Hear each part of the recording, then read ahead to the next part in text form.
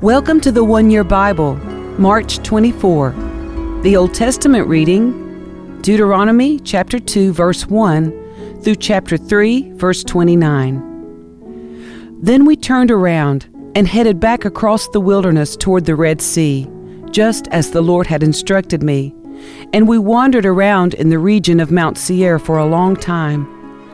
Then at last the Lord said to me, "You have been wandering around in this hill country long enough. Turn to the north. Give these orders to the people.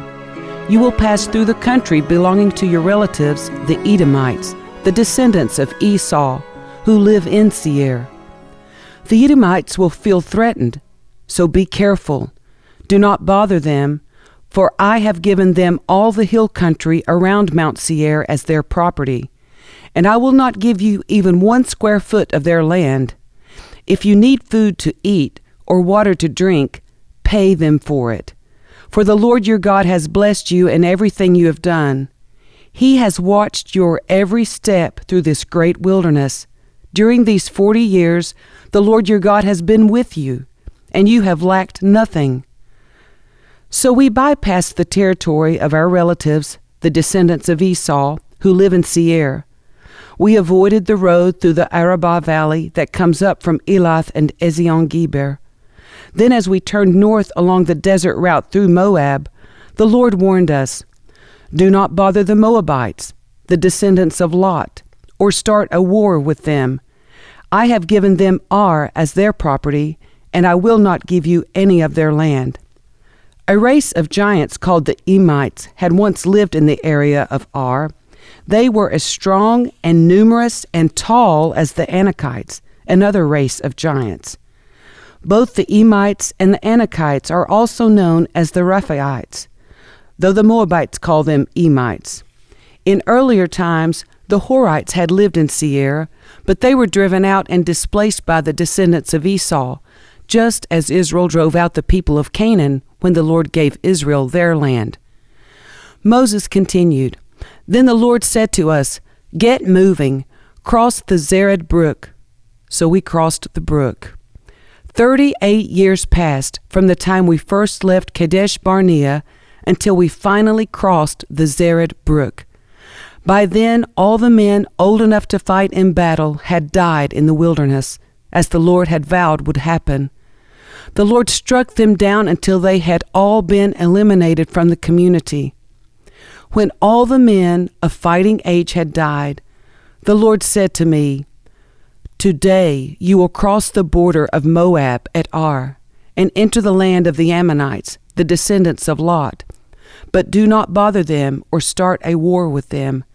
I have given the land of Ammon to them as their property, and I will not give you any of their land.'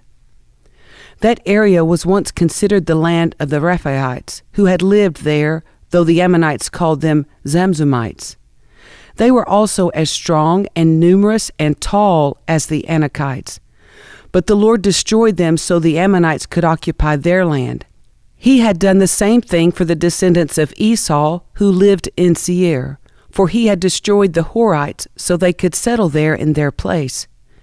The descendants of Esau live there to this day.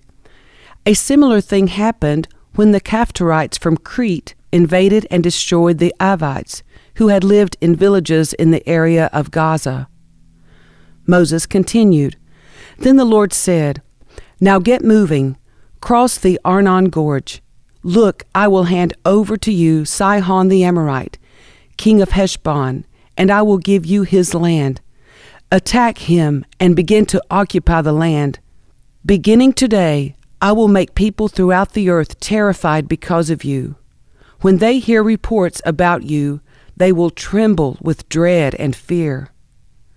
Moses continued, "From the wilderness of Kedemoth I sent ambassadors to King Sihon of Heshbon with this proposal of peace. Let us travel through your land. We will stay on the main road and won't turn off into the fields on either side. Sell us food to eat and water to drink, and we will pay for it. All we want is permission to pass through your land.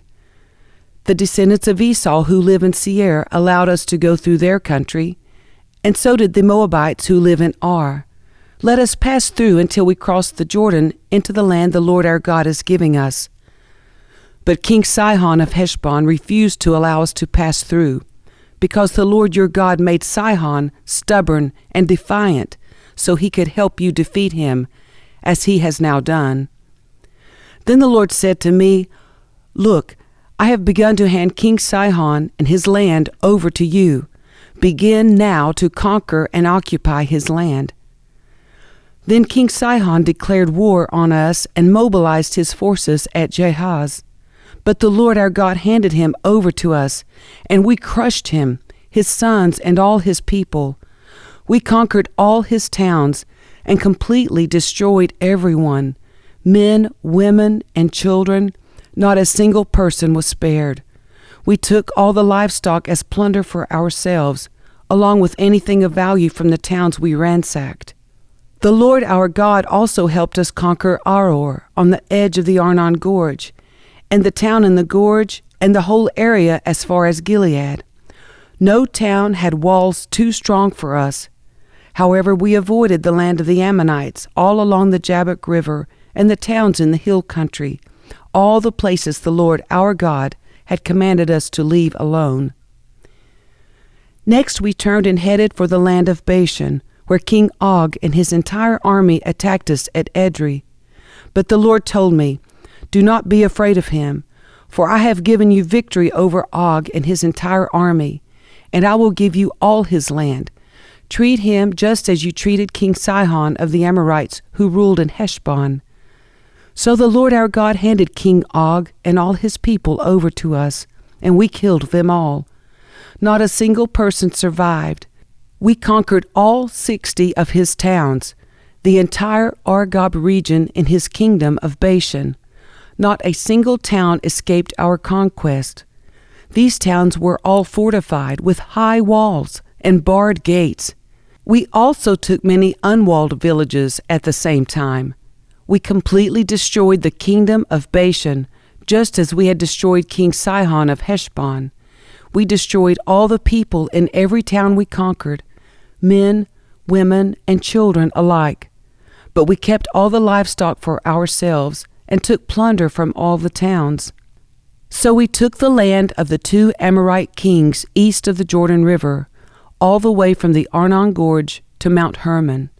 Mount Hermon is called Sirion by the Sidonians, and the Amorites call it Senir. We had now conquered all the cities on the plateau and all Gilead and Bashan, as far as the towns of Salekah and Edrei, which were part of Og's kingdom in Bashan. King Og of Bashan was the last survivor of the giant Rephaites. His bed was made of iron and was more than 13 feet long and 6 feet wide. It can still be seen in the Ammonite city of Rabbah. When we took possession of this land, I gave to the tribes of Reuben and Gad the territory beyond Aror along the Arnon Gorge, plus half of the hill country of Gilead with its towns. Then I gave the rest of Gilead and all of Bashan, Og's former kingdom, to the half-tribe of Manasseh. This entire Argob region of Bashan used to be known as the land of the Rephaites. Jair, a leader from the tribe of Manasseh, conquered the whole Argob region in Bashan, all the way to the border of the Geshurites and Maacathites. Jair renamed this region after himself, calling it the towns of Jair, as it is still known today. I gave Gilead to the clan of Machir, but I also gave part of Gilead to the tribes of Reuben and Gad. The area I gave them extended from the middle of the Arnon Gorge in the south to the Jabbok River on the Ammonite frontier. They also received the Jordan Valley all the way from the Sea of Galilee down to the Dead Sea, with the Jordan River serving as the western boundary. To the east were the slopes of Pisgah. At that time I gave this command to the tribes that would live east of the Jordan. Although the Lord your God has given you this land as your property, all your fighting men must cross the Jordan ahead of your Israelite relatives, armed and ready to assist them. Your wives, children, and numerous livestock, however, may stay behind in the towns I have given you. When the Lord has given security to the rest of the Israelites, as He has to you, and when they occupy the land the Lord your God is giving them across the Jordan River, then you may all return here to the land I have given you. At that time I gave Joshua this charge: You have seen for yourself everything the Lord your God has done to these 2 kings. He will do the same to all the kingdoms on the west side of the Jordan. Do not be afraid of the nations there, for the Lord your God will fight for you. At that time I pleaded with the Lord and said, O sovereign Lord, you have only begun to show your greatness and the strength of your hand to me, your servant. Is there any God in heaven or on earth who can perform such great and mighty deeds as you do? Please let me cross the Jordan to see the wonderful land on the other side, the beautiful hill country, and the Lebanon mountains. But the Lord was angry with me because of you, and He would not listen to me. That's enough, He declared. Speak of it no more, but go up to Pisgah Peak and look over the land in every direction. Take a good look, but you may not cross the Jordan River. Instead, commission Joshua and encourage and strengthen him, for he will lead the people across the Jordan. He will give them all the land you now see before you as their possession. So we stayed in the valley near Beth Peor. The New Testament reading, Luke chapter 6, verses 12 through 38. One day soon afterward, Jesus went up on a mountain to pray, and He prayed to God all night. At daybreak, He called together all of His disciples and chose 12 of them to be apostles.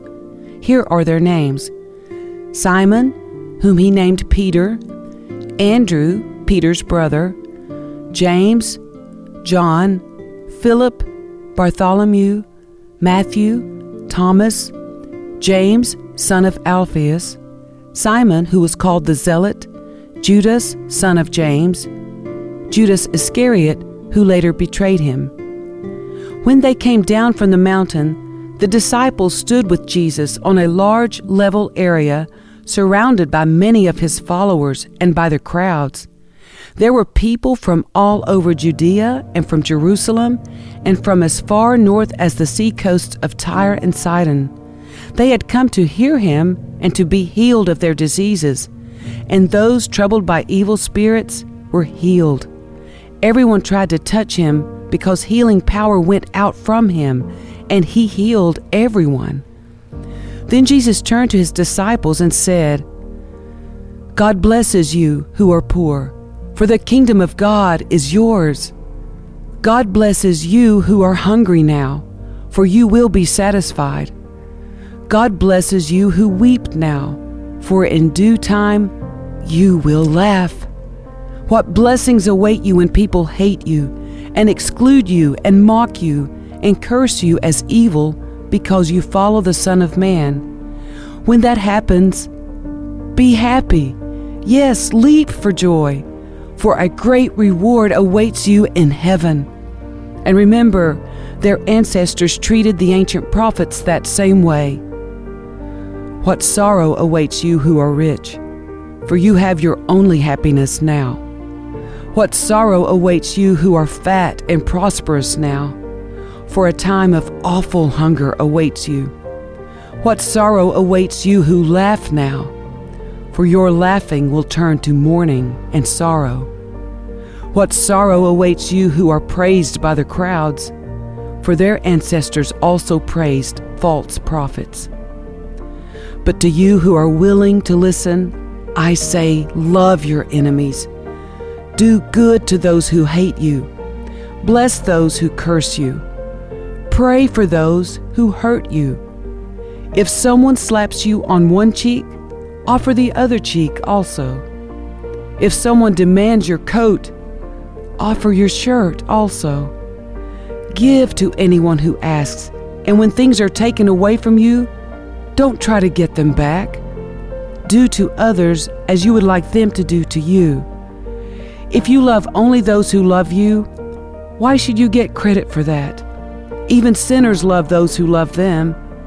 And if you do good only to those who do good to you, why should you get credit? Even sinners do that much.